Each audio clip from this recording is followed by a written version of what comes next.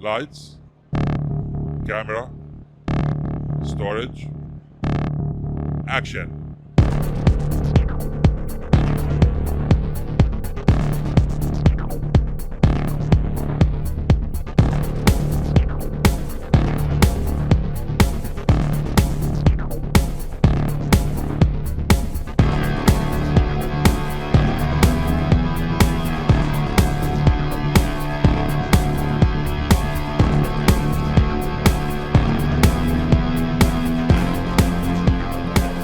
Thank you for speaking to Arabian Reseller. Nice having you with us today.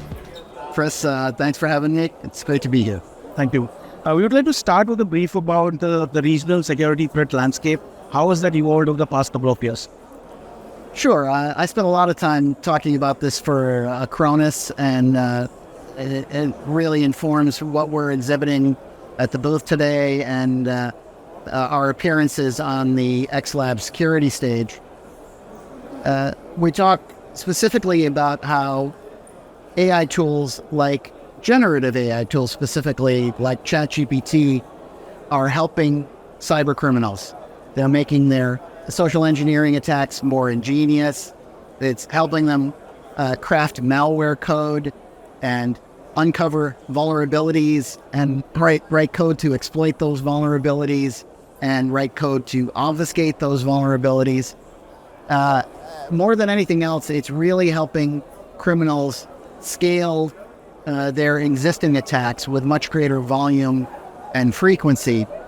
Overall, what that means, I think, in the near term, you think at least the 18 to 24 month horizon at a minimum, cyber attacks are more likely to get through because we on the defense are always counterpunching, right? Criminals always have the first mover advantage.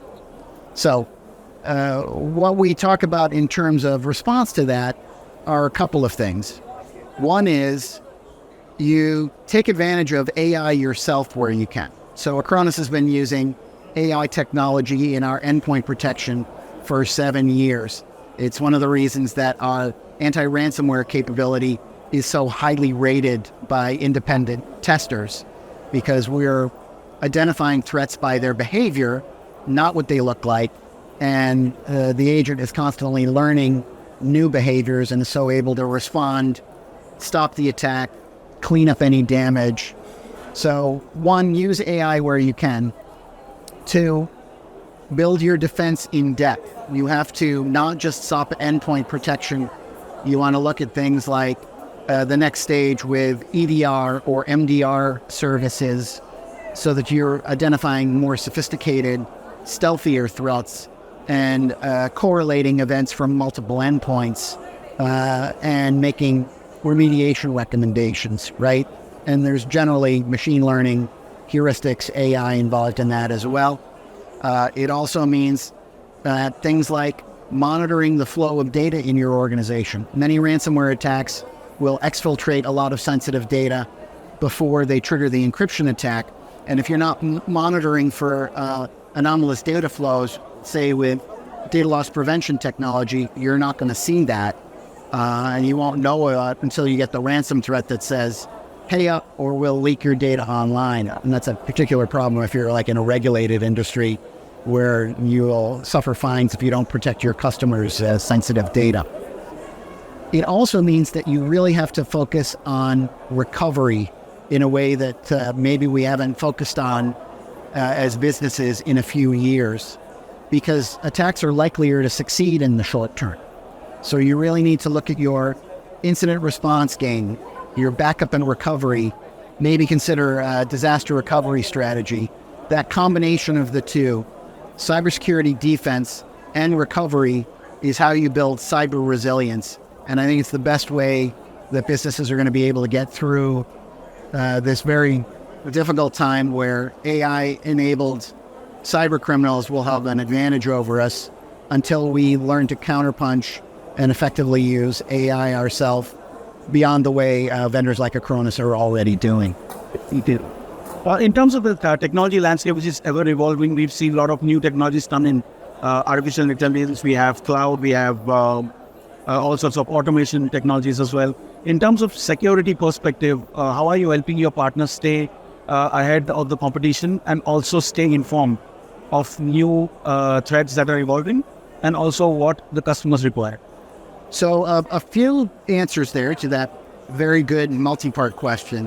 One, in terms of helping them with technology, we continue to build out our two platforms, Acronis Cyber Protect for business buyers and Acronis Cyber Protect Cloud, which is the platform our service provider partners use to deliver cybersecurity, data protection, endpoint management and control as a suite of services to their customers. So that we continue to build out those platforms to give, whether it's the business or it's the MSP delivering those services, those capabilities to business as a service, to build out the capabilities that are on that single platform, integrated, controlled by a single agent on the endpoint.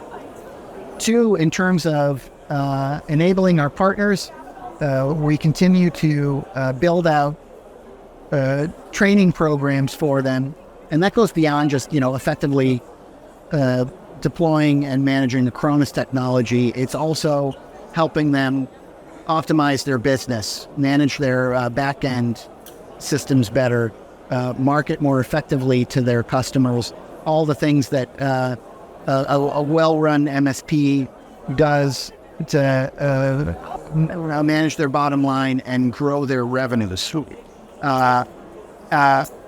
We keep investing in our partner program, making resources available to them on our partner portal. We also have Cyber Protect research arm of the company that has telemetry all over the world to monitor cyber threats, identify trends, and help our partners and our customers anticipate what's coming down the road. We do a cyber threat report that we issue multiple times a year now, and that provides a combination of insight into emerging threats as well as surveys and the experience of thousands of our customers and partners around the world to get a reading of what they are struggling with, what's working well for them, what kind of threats they are most struggling with at the moment. Okay. In terms of your partner programs, the CyberFit, what sort of new enhancements have you announced used for?